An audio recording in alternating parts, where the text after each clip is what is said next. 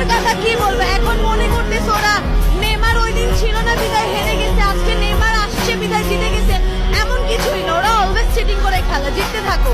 হারলেও তো আর্জেন্টিনা, জিতলেও আর্জেন্টিনাই থাকবে। Always best, ওর নাটকের শেষ নাই।